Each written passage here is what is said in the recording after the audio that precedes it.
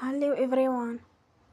Today we will talk about how to fix the app of WhatsApp Business.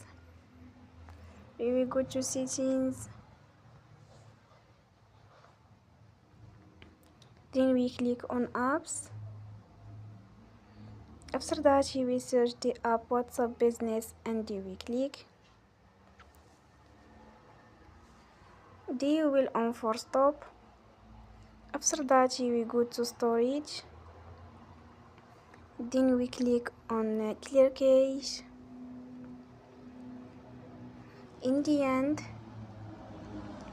turn your phone and you will recharge your phone again. Don't forget to support us by like and subscribe. See you next time and thank you for watching.